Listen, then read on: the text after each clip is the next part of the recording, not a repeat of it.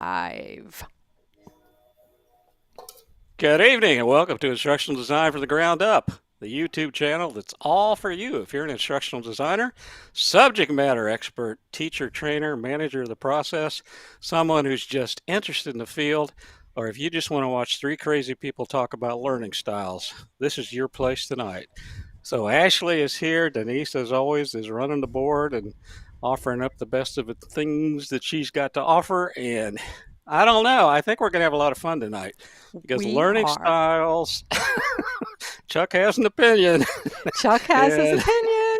and Chuck's going to be quiet till Chuck is asked to share his opinion by Miss Ashley. Right, Ash? Yes, please. That'll be a first. No. Ashley, very much looking forward to this conversation. I know Oh, we're going to have Chuck. fun. Chuck is sitting there in his seat, just gearing up, trying really hard. He's going to try really hard to hold back until we get going.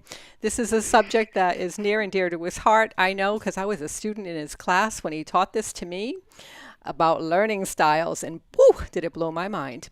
And for anybody watching either this live or in post, in replay, prepare to have your mind blown by the fact that there are some myths surrounding this whole learning style thing. So, Ashley, I'm going to ask you to just take it away. Awesome. Thank you so much, everyone. So, I'll be really honest with you. Like Denise, studying for this presentation tonight genuinely blew my brain. I was of the school that there was a learning style canon that we as instructional designers had to hold to, and that it really helped us in crafting our content for our learners.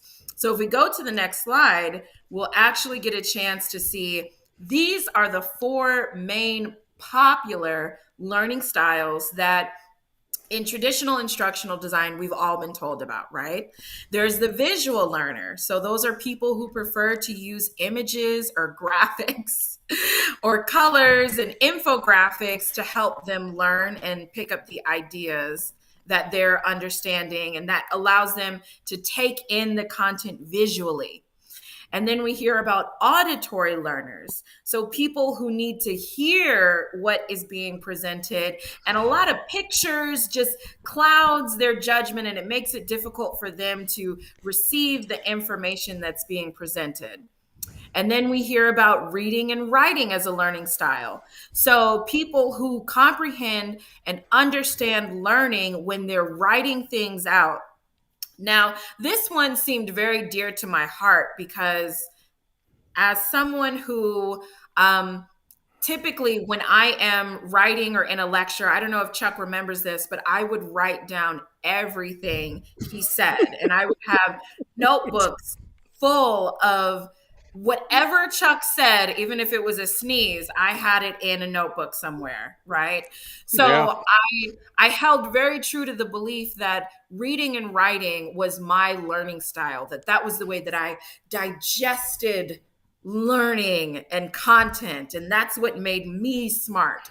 And then there are kinesthetic learners who need to be able to touch or build something. Right, because this isn't creepy, right? So we think about kinesthetic learners as people who need to apply their knowledge to actually building something. Typically, you see this learning style with hard skills. So when you have someone who is learning a process where it's something on a development line, or a what is the word I'm looking for, like a line of processing for hard Assembly skills. line. Assembly Assembly line of line. things. Yeah. Thank you. Yes. And when you think about people who are working on an assembly line, you typically refer to them as kinesthetic learners. But if we go to the next slide, I'm about to show you something that really changed up the game for me, which was basically the reality that within this belief or concept of learning styles, did y'all know that there are actually up to 30 learning styles out there in the world that people are promoting as a concept? that there are up to 30 different ways to learn. And so thank you, Denise. Now here is a look at some of the 30 different styles of learners that there allegedly exist out there in the world today. We have convergers versus divergers, institutionists versus analysts, extroverts versus introverts, judging versus perceivers, left brain versus right brain, assimilators versus explorers, imaginative versus analytic, non-committers versus plungers, common sense versus dynamic learning. Chuck is really blowing. You're blowing Chuck's mind right now, or you're really Like, driving him crazy. His mind is ready to explode. when I saw this, and I want to be very clear for everyone who is watching this as a recording or those who are with us live, when I tell you, I fully, for I want to say maybe for like the first 5 years of my career as an instructional designer, held true to the belief that learning styles were crucial with my development and that I had to incorporate knowledge checks and learning activities that aligned with the medium learner, like someone who aligned with the baseline of all of these learning styles. Can we go to the Impossible. next slide? So basically, once I understood that essentially there's no real way to actually test for learning styles, the research confirms that the only real way that you can test to determine if what someone's learning style is through self-reporting. So essentially, what a learner says is their main way of digesting and understanding information. That is the most uh, that is the most consistent way that we can get that data. But the reality is, it's not accurate and it's not reliable, right? Because people people are not learning professionals. We go to school for this. So it's our job to develop curriculum and content that aligns and connects with our learners. But if we are solely focused on the idea that I need to create products or content that align with kinesthetic learners, that align with auditory or visual learners, then you're basing that information off of inaccurate data that you're receiving. Mm. And we get an audible sigh from the crowd, right? So essentially, a lot of times as instructional designers, we've been fed this myth that there are learning styles that we need to develop our curriculum towards, and that we can accurately assess what someone's learning style is. But the short answer is no, you can't. Because at the end of the day, the only type of diagnostic tool you can get is going to be self-reporting. And if someone is self reporting, they are not going to accurately assess their skills. And what studies have shown is that a lot of times when someone says, oh, well, I learned best through reading and writing, the reality is that either there is no change in how they learn through other learning styles, or the learning style that they purport to be best aligned with is actually harming their ingestion of or their digestion of knowledge and content. So the next time you're preparing content for a workshop and a subject matter expert says, well, everybody here is a kinesthetic learner, run. Or or just, develop stuff that aligns with all types, not all 30 types of learning styles, but the main types of ways that people learn. So I want to talk about what works and what doesn't work. So essentially, when we think about actually assessing someone's learning ability, we want to lean more towards, traditionally, we want to lean more towards diagnostic tools that assess someone's learning style. But the reality is, the best way to measure someone's learning ability is through cognitive testing. Typical types of cognitive tests are the Myers-Briggs assessment, right? So you would think that someone who is, and I'll be honest, I like personally, I don't like the Myers-Briggs assessment for several reasons. But if you are intent on using that as a basis for your analysis, focus on more cognitive assessments that you can use as opposed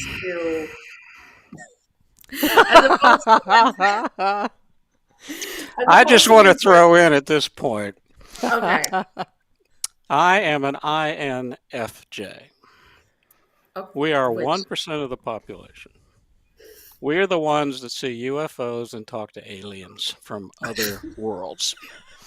cool. We can read the Makes sense. future, and we never sleep. And the best job for us is to probably, I don't know, be a prophet, something like that. So I just wanted to let everybody know I'm an INFJ. Very proud of that. And it definitely tracks from what I've seen. Especially the alien part. Right. I would say, Chuck, Extraterrestrials are cool. you're definitely out of this world, in my opinion. I'll say Oh, Ashley. But Can I have a moment? when we think about how we want to actually engage our learners, if you're basing your content development on learning styles, you are basing your development, you're setting it up for failure. I'll just be really honest with you. Because as research has shown, it is ineffective and it's unreliable. And what's really interesting is that through the research that I did for this topic, some of the main architects of learning style theory even came out and said in later years that it is an ineffective way to determine how someone will properly digest the content that's being presented. Now, if you think about someone like Chuck, who is an INFJ, right, versus Okay. me, who is an ENTP, ABCD, GFXY, right? AM and FM, yeah. Right, there you go. But the way that Chuck and I learn would probably be different. I am an extrovert at heart. So being able to, if you haven't noticed, No, come on. No more news flashes, Ashley. I know, it's breaking news, right? But as someone who is an extrovert, what I really appreciate is a teacher who engages me with activities where I get to talk and think through.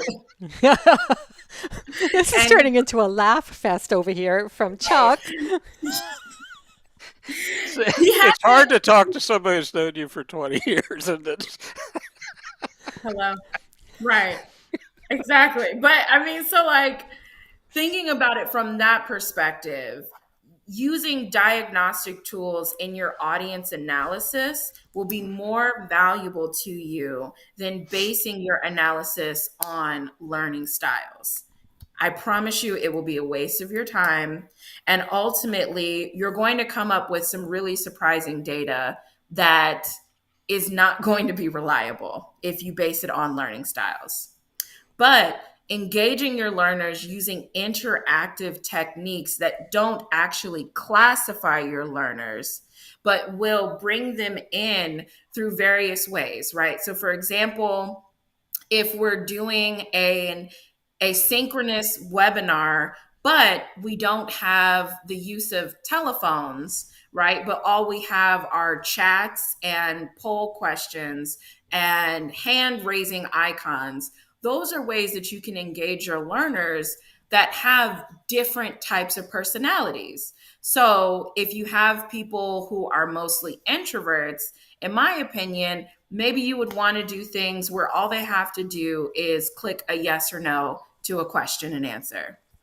Or if you have people in the class that are really trying to let you know and get your attention, and those are the learners who are the more extroverts, like Ashley coming in live from Atlanta. They come into the classroom and they already introduce themselves on a webinar with 300 people. You're not looking at that person, but they want you to know that they're there. Those are the types of people that are going to do the open-ended knowledge check questions, right? And those are the ones that you can engage using the chat feature.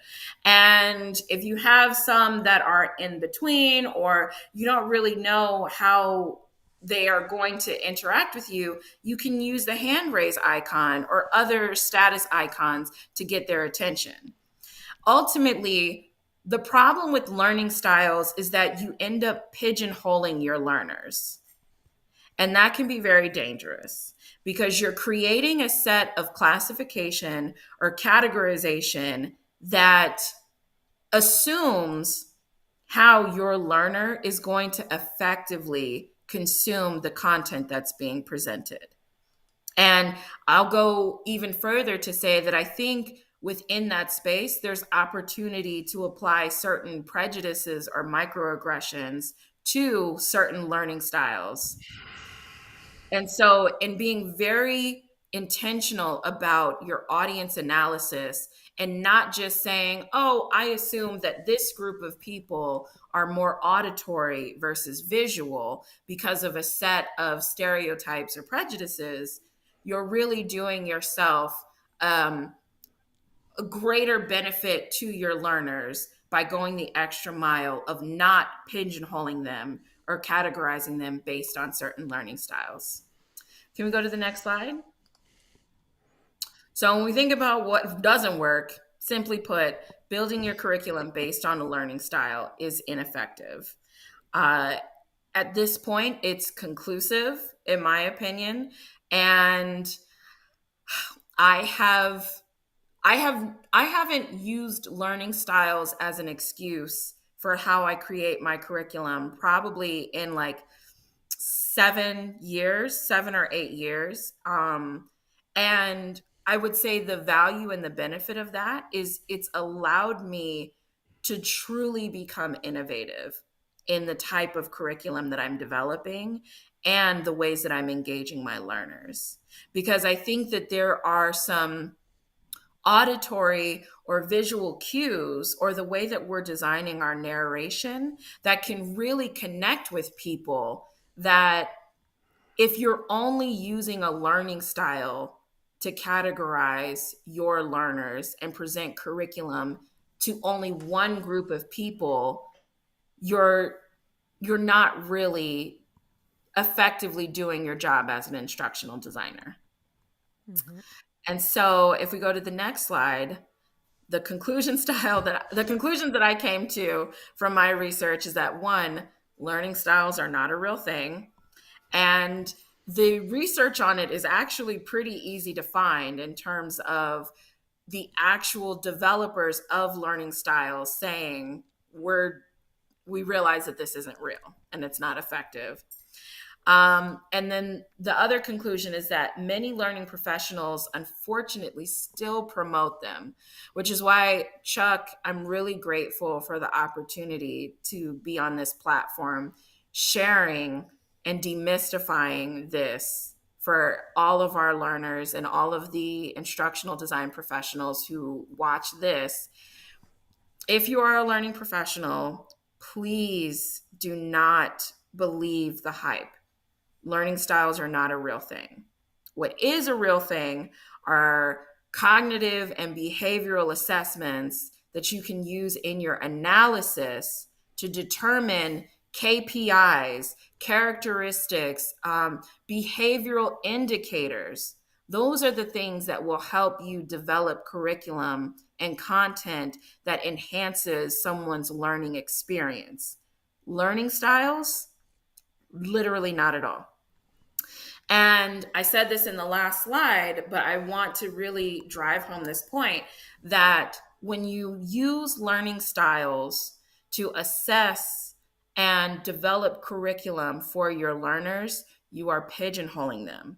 Whether you believe it or not, you're categorizing them based on pseudoscience. And you're more better off if you developed curriculum based on the astrology signs of your learners than you do learning style assessments. So, those are my opinions based on research.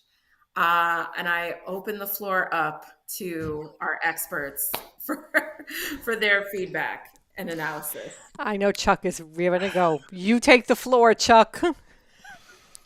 Ashley, thank you for presenting this in a most professional way. And I appreciate the depth at which you presented this in a scientific way. Remember, we are instructional engineers and we do things by science. We don't do them by rolling out bones in front of the fire and trying to figure out the future.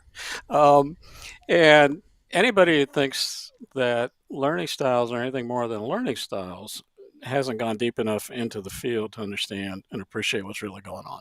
Learning styles are one small piece of a puzzle, and you should think about them if you have populations that are in some way better served by having a specific learning style. So if you have an impairment issue site or something else, then absolutely you need to look at those options. But in terms of the science of learning, it's really a detriment in many cases to assume that someone learns a certain way. As an example, I have a reading disability, dyslexic in a different way than a lot of people have it, but I can't write words without putting in the wrong letters. And I didn't realize that I couldn't read well until I was well into my 30s. And those kind of things, it was never diagnosed, never discussed. The people just assumed I wasn't college material, which some would probably argue is still the case. But, I did manage to fumble my way through a degree or two. And, I did that despite having to read a lot of books, which was the only way you could pass most courses in college, let's be honest. And if you look at it, Gardner's work is a lot more important, I think, in terms of multiple intelligences. And let me give you some examples from my experience that prove this point. So, a lot of the work that I do is with the apprenticeship world. So, whether it's in building trades or whether it's in nursing or whether it's medical or anything else, apprenticing is something that a lot of people do to get professional standing and certifications. So, what you have to do is look at how people will actually use skills once they get on the job. And that's how you focus course design. What is this individual going to have to do when they're done? And I use the example all the time of a paramedic, 2,400 hours now, I think, in a lot of places to be able to license as a paramedic after clinicals and everything else, probably more than that now.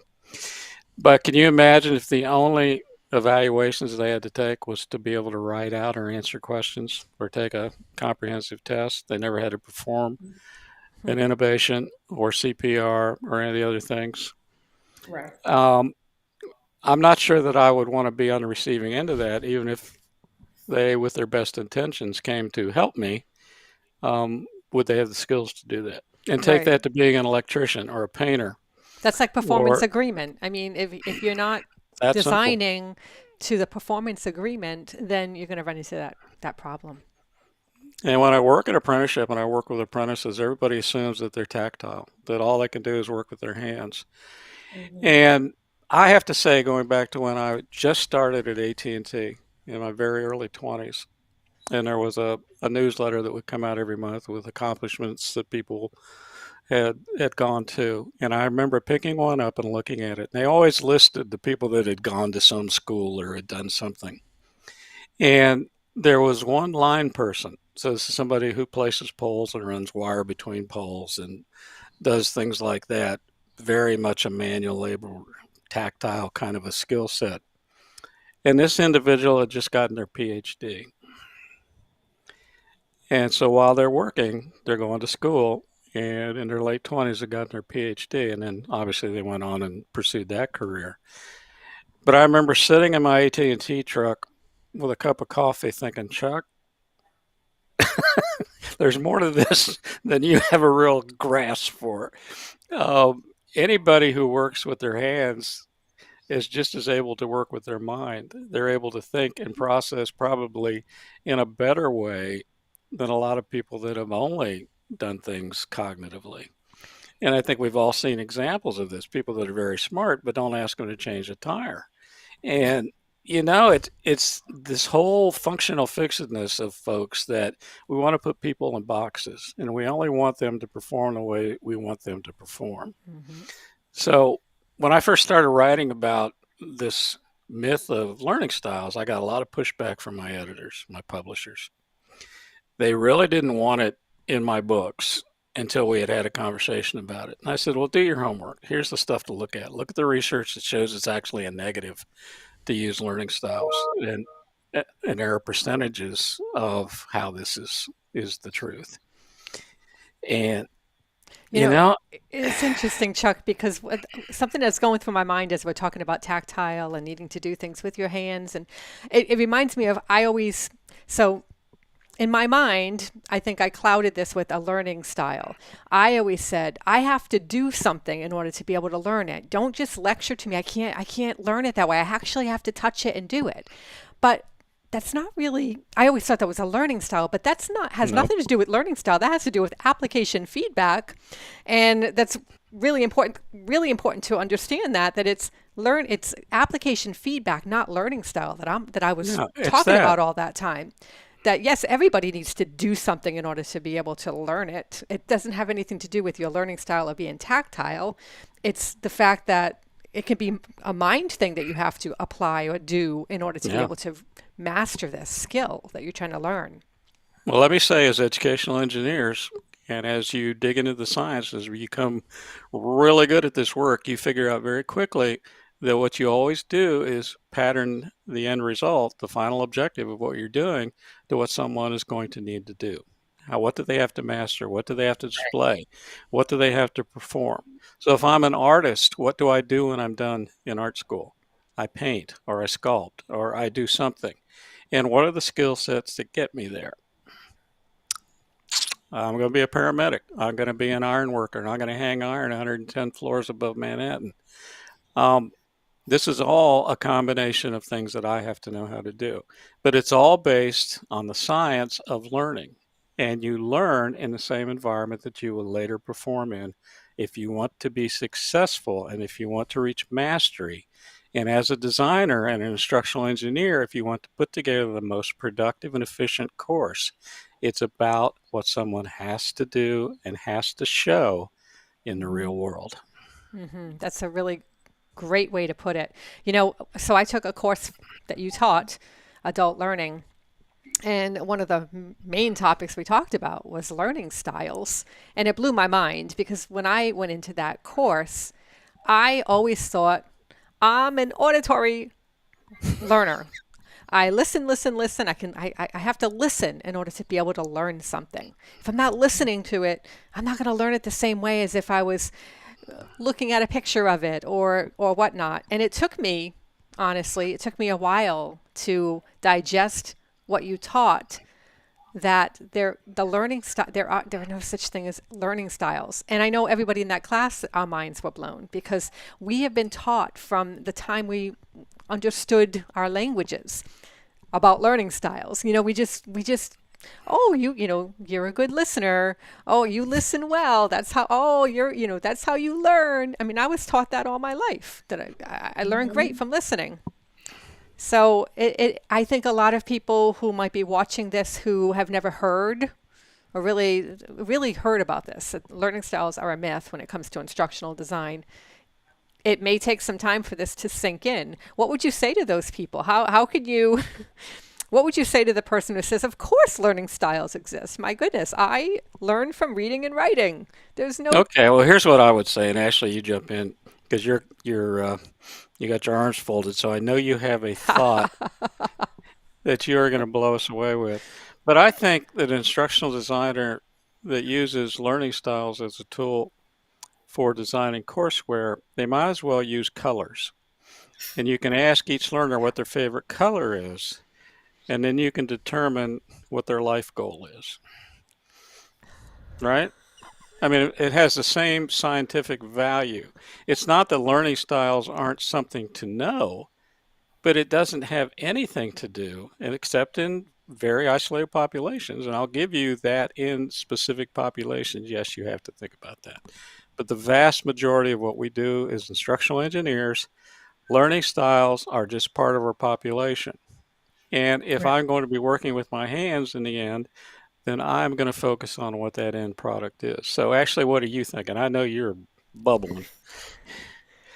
Well, I think ultimately we have to look at the way learning is evolving, right? So now that we're moving to all of these different mediums that have really not existed at the same time as the concepts of learning styles, I think that in and of itself proves how obsolete it is, right? Yeah. Like, what are the odds that you can effectively develop curriculum for a kinesthetic learner and not a visual or an auditory learner using Captivate for an asynchronous, multi online curriculum? It's like it's impractical. So essentially, I think what would serve us better is to look at learning development modalities and ways that, like you said originally, Chuck, where we're basing our development on the end goal and That's all using. there is. Right. Yeah. Use that as the basis for how you're analyzing your audience. That I see as being more effective than, like you're saying, like you could pretty much just, if you're going to build a curriculum based on someone's learning style, you might as well build it based on their favorite color. Or, Yeah, like I said, And what really fascinated me was the belief that learning styles as a methodology is a pseudoscience. Like once I it is. saw it classified as that, it brought back like, okay, this is not as real as I thought it was. mm, Well, one thing that's interesting, and I did some research today because I knew we were going to bounce this around. And so I went back over my research. And as of today, believe it or not, there are 27 states that still expect teachers to use learning styles in their courses and in the classroom. mm. So that means over half of the states are looking at complete nonsense. Now we can argue lots of things Well, about well, states, how do but they do? So how do they do that though? Like, so if you have a class of 20 students and everybody has a different learning style, there are 30 learning styles from what we learned tonight. How would a teacher teach to that anyway? I mean, that's well, just the to way me, they used that's to do it, the old school approach was you looked at the four and you say, okay, you got to have them read something, you got to have them see something, you got to talk to them and make sure they touch something. And I'd say, how much time you got? yeah. So, I mean, all of that aside, but so more than half the states still expect teachers to use learning styles, which we got a real issue there. And the other thing associated with this is instructional engineering has moved on.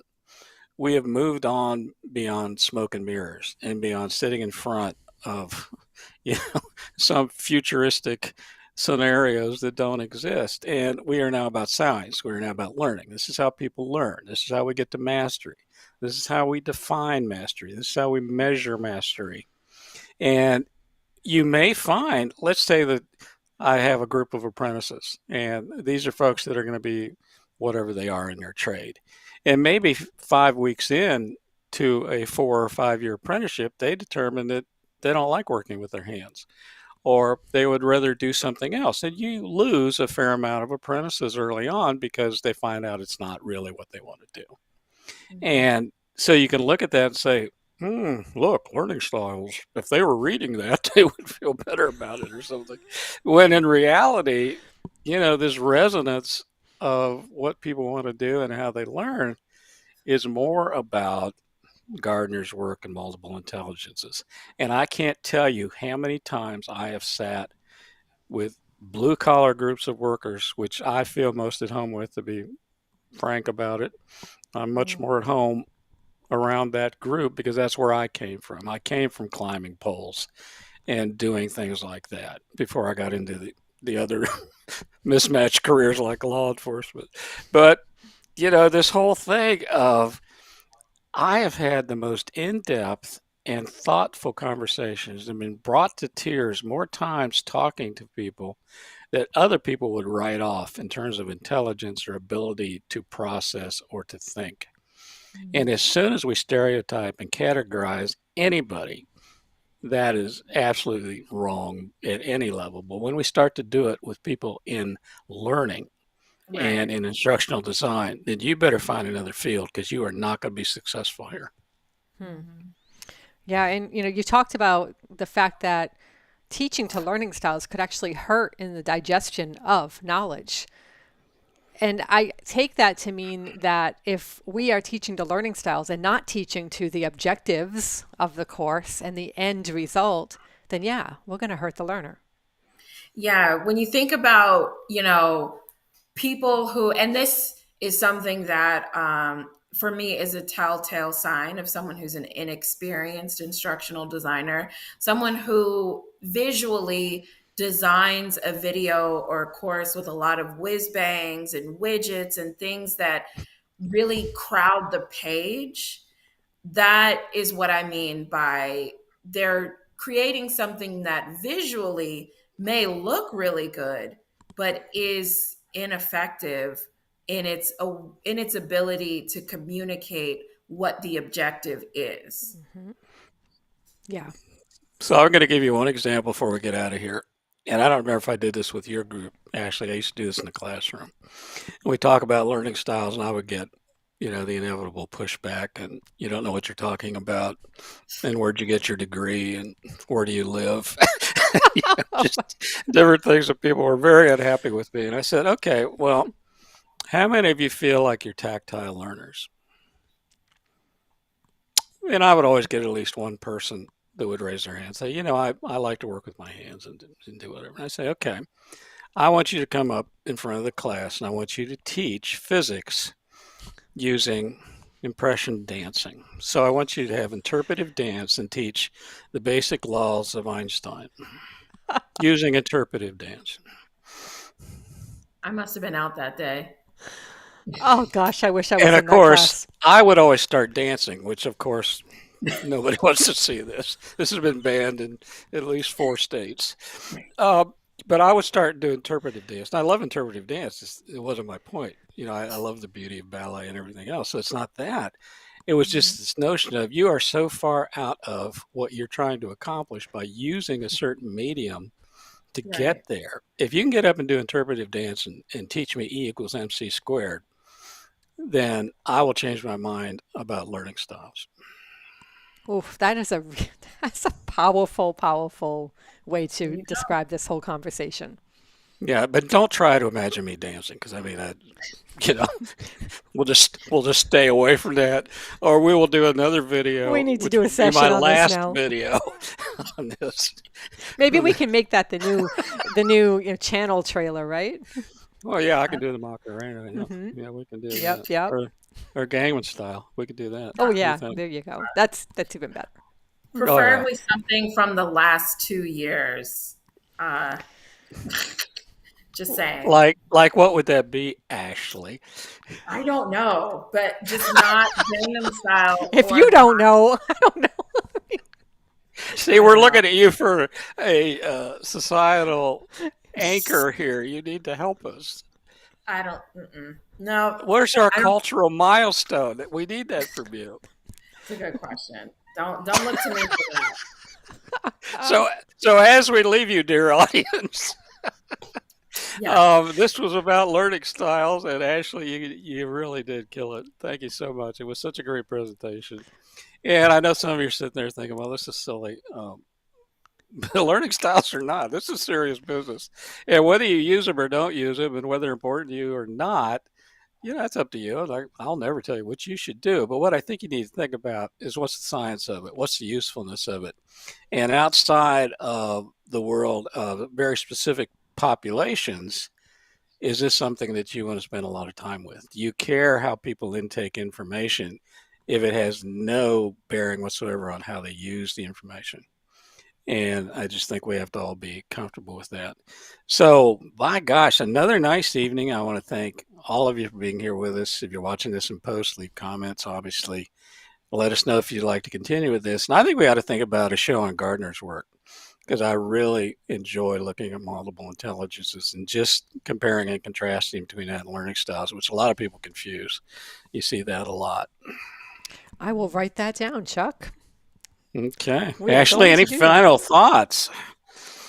I think you basically you summed it up pretty well. You know, the final thing I was going to say is if the learning style you're presenting is asking you to use some sort of application that doesn't align with the objectives and how the objectives would be used to measure learning, then you're going in the wrong direction. Yeah. Hmm. So lots to think about. Think about all the courses that you've taken where all you did was read and write. And how did you feel about that course? Plenty of those. Plenty of those. And if you look at academia, that's a lot of what academia is reading and writing. And so, do we then focus on that population with learning styles and we eliminate how many people that don't feel comfortable or are not as comfortable reading and writing? I And can so they're not tell college material? I Come can on. tell you there's somebody in my life who felt that way, and I Yep. know that this person would have been an incredible instructional designer had it not been Hmm. for that part of the curriculum. I know. And so I think it's time for us as engineers and scientists in learning to talk about this openly and honestly. And even though we goofed around a little bit tonight and joking a bit, uh, we're very serious about this. And we want people to learn in a way that they're going to use. We want people to not waste their time. We do not want to challenge them and let them feel uncomfortable. We want to put them in an environment that they're going to function in when they're done with the course. And that's the same whether it's art appreciation or being a paramedic or a physician or an attorney or anything else that you might be. So learn in the way that you're going to practice. And if designers keep that philosophy, you will always be very good at what you do. So, with that, my friends, remember instructional design from the ground up, your channel, teacher, trainer, subject matter expert, instructional engineer, someone who manages the process, or anybody who's just interested in our field. Come and join us. We have cookies. It's always a good time here. And look for us on Tuesday nights live and in post for the rest of eternity. Thank you so much for being here. Bye, everyone. Thanks.